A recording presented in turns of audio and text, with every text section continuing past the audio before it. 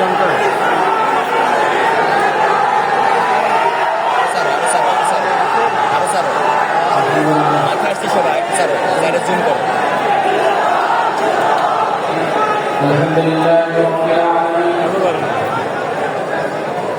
والصلاة والسلام على رسوله الكريم وعلى آله وصحبه أجمعين আজকে সিরাতুন নবী সাল্লাল্লাহু আলাইহি সাল্লামের আলোচনা সভা উপস্থিত এদেশে অসংখ্য আলেম ব্যবস্থা এদেশের খ্যাতিমান আলেম সমাজ উপস্থিত বিভিন্ন রাজনৈতিক দলের নেতৃবৃন্দ বাংলাদেশ জামাত ইসলামীর বিভিন্ন পর্যায়ের নেতৃবৃন্দ ইসলামী ছাত্র শিবিরের সাবেক বিভিন্ন কেন্দ্রের সভাপতিবৃন্দ, প্রিয় উপস্থিতি, আসসালামু আলাইকুম ওয়া রাহমাতুল্লাহ। আজকে আমরা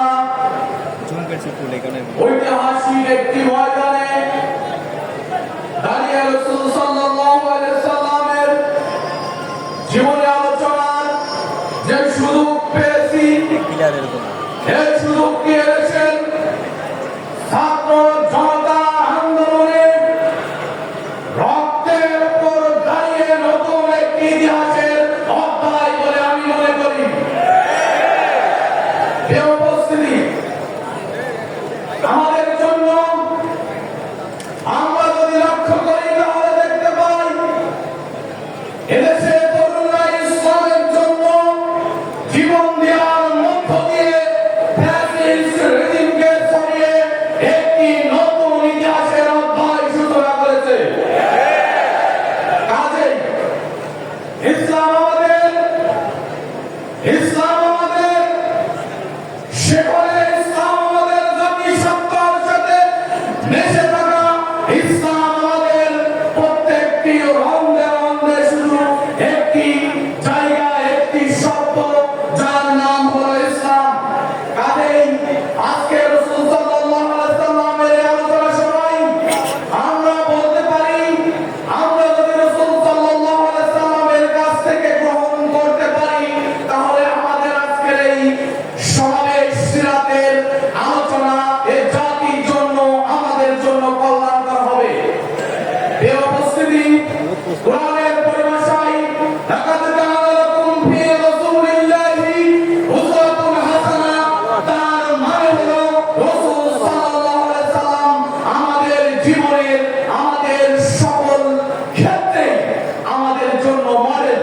কাজে রাসূল সাল্লাল্লাহু আলাইহি সাল্লামকে বাদ দিয়ে আমাদের কোনো স্থান নেই।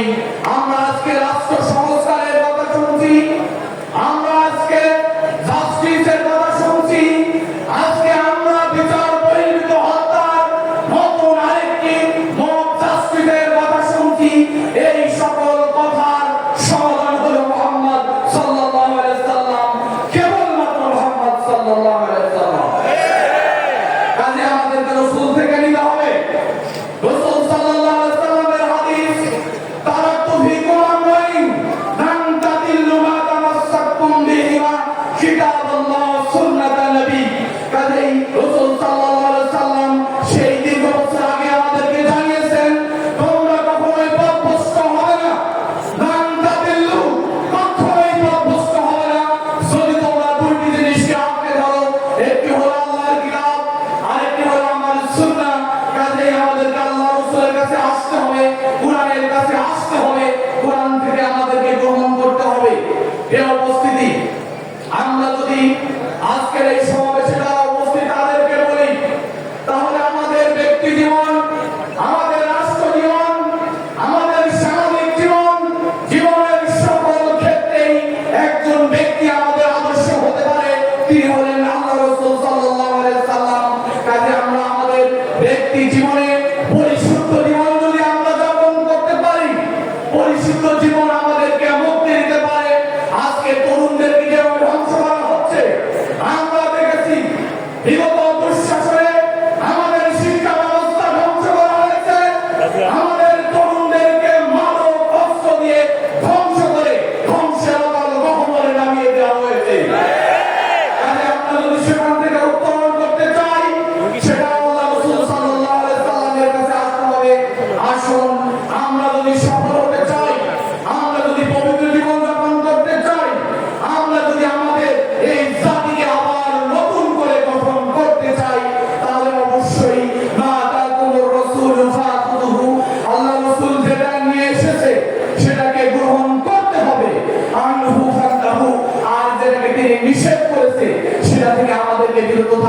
হবে। আসুন আমরা আমাদেরকে প্রস্তুত করি। এই ময়দান বিগত দুঃশাসনে ইসলামপন্থীদেরকে যেভাবে আমরা দেখেছি, কোর্টে দেখেছি, কারাগারে দেখেছি, এদেশের হাজারো আলেমদের উস্তাদ আলেম ইসলামপন্থী তাদেরকে গ্রেফতার করা হয়েছে, পায়ে ডান্ডা বেরি পরে তাদেরকে আটকে রাখা হয়েছে। এটা হয়ে গেছে ইতিহাস। আমরা সেই ইতিহাস চেঞ্জ করতে চাই।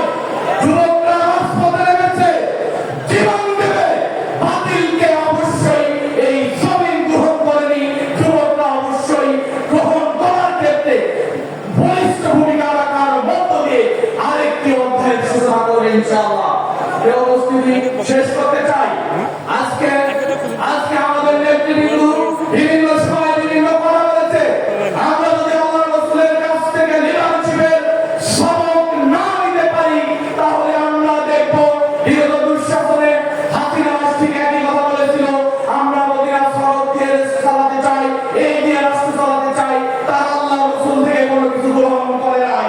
তাই আমাদের লিডারশিপকে অবশ্যই আল্লাহ রাসূলের কাছ থেকে গ্রহণ করতে হবে। আজকের এই সমাবেশ থেকে সেই আহ্বান জানিয়ে রাসূলের কাছ থেকে আমরা গ্রহণ করতে চাই। রাসূলের থেকে নিয়েই আমরা আমাদের জীবনের সকল সমস্যার সমাধান করতে চাই। সুবহানাল্লাহি ওয়া বিহামদিহি আশহাদু আল্লা ইলাহা ইল্লা আনতা আস্তাগফিরুকা ওয়া আতুবু ইলাইক।